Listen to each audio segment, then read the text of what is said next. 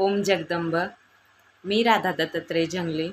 जीवनातील सत्य या यूट्यूब चॅनलमध्ये आपणा सर्वांचं सहर्ष स्वागत करत आहे. व्हिडिओ लाईक करत चला, सबस्क्राईब करा आणि फॉलो करा. आवडल्यास शेअरही करा. मी आज तुमच्यासाठी खूप असा मजेशीर आणि आवडणारा विषय घेऊन आलेले आहे. तुम्हीच तुमच्या जीवनाचे शिल्पकार. आता तुम्हाला प्रश्न पडला असेल, हे कसं काय शक्य आहे? अगदी शक्य आहे. तुम्हाला माहिती आहे का, आयुष्याच्या घडामोडी, आयुष्य जगत असताना अशा बऱ्याचशा काही छोट्या छोट्या गोष्टी असतात, त्यातनं आपण आपलं आयुष्य घडवत असतो.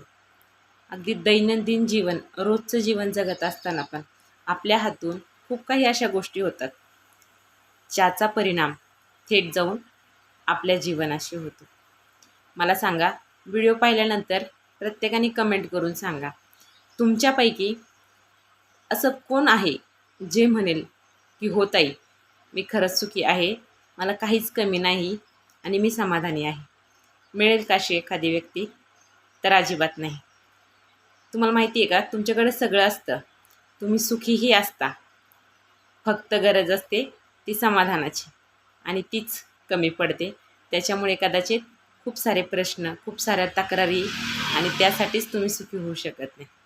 असू द्या, तुम्ही तुमच्या जीवनाचे शिल्पकार कसे, हा प्रश्न आपण आज घेऊन आलेलो आहोत आणि याचं निरसन मी आज करणार आहे. ते असं, माणसाच्या आयुष्यात प्रत्येक घडामोडी होत असतात. कधी सुख असतं, कधी दुःख असतं, तर कधी मध्यम जीवन जगत असतं. तुम्हाला माहिती आहे का, जेव्हा आपण सुखी आणि आनंदी असतो त्यावेळेस आपण भारावून जातो. त्यावेळेस दुःखाशी आपलं काही घेणं देणं नसतं. ते आयुष्यात आपण खूप मग्न झालेलो असतो. मग इतरांचं किंवा जगाशी आपलं काही देणं घेणं नसतं. मी सुखी म्हणजे जग सुखी, ही व्याख्या तुमची झालेली असते.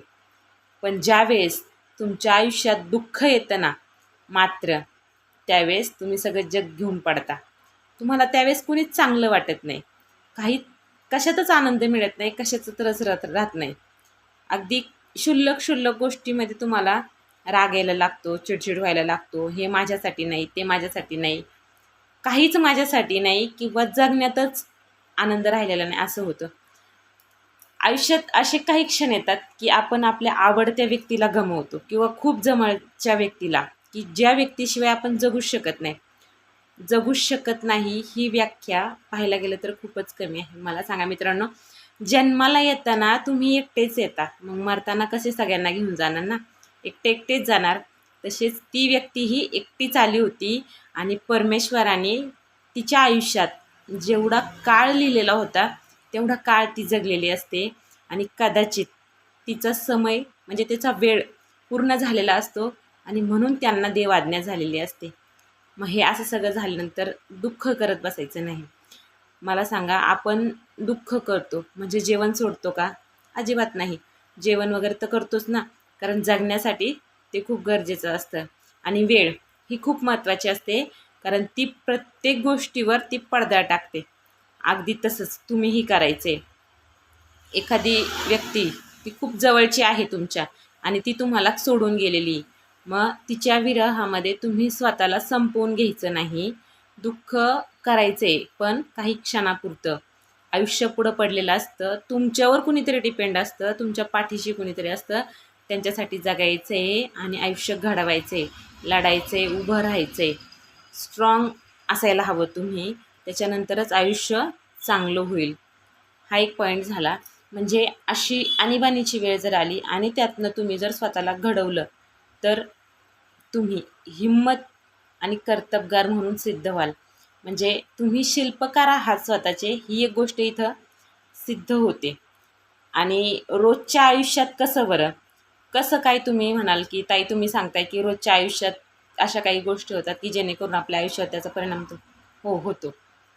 तुम्ही आयुष्य जगत असताना नेहमी हसतमुख जगायला हवं, नेहमी आनंदी असायला हवं.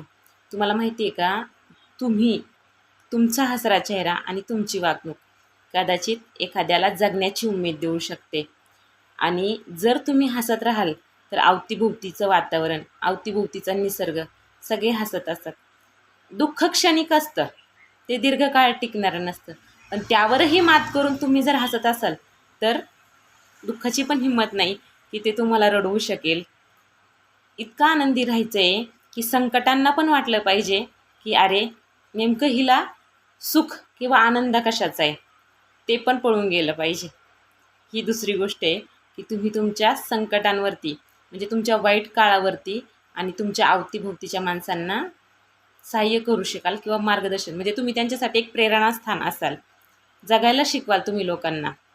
ठीक आहे. आणि हे सगळं जगत असताना तुम्ही जर पॉझिटिव्ह राहिलात, चांगला विचार केला, हारून खचून न जाता पॉझिटिव्ह विचार केला तर येणारी प्रत्येक वाईट वेळ, प्रत्येक संकटाला तुम्ही मात कराल आणि यश हे नक्कीच मिळवाल. नेहमी नेहमी पॉझिटिव्ह राहायचे. एखादी गोष्ट होणार नसेल तर त्याची शक्यता टाकून नाही द्यायची. आज नाही झाली, उद्या नाही झाली, परवा होईल ना. तुम्हाला एक छोटंसं उदाहरण देते. मला सांगा बरं, चिमणी सर्वांना पाहायला मिळते आणि सर्वांच्या दैनंदिन आयुष्यातला हा पक्षी आहे.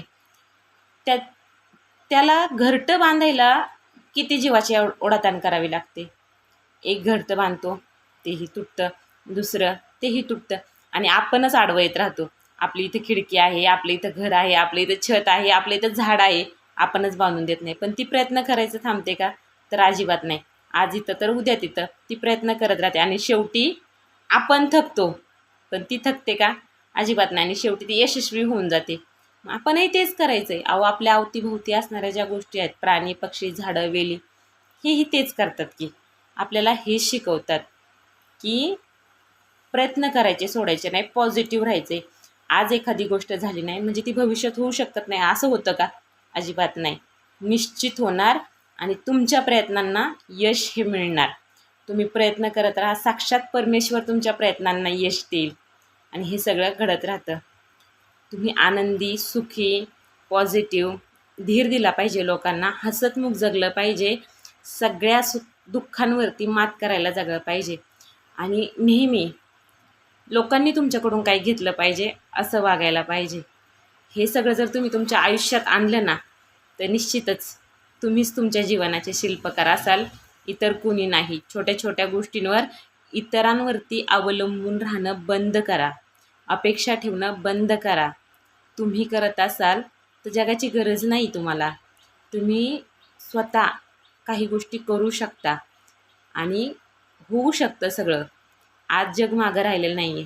स्त्रिया, पुरुष, म्हातारी, लहान मुलं म्हणजे ज्याला जसं हवं आहे, जग जेवढ्या स्पीडने पळतं आहे ना तेवढ्या स्पीडने यश मिळू शकतं आणि आयुष्य सुखी होऊ शकतं. नेहमी पॉझिटिव्ह राहायचे, नेहमी हसतमुख राहायचे.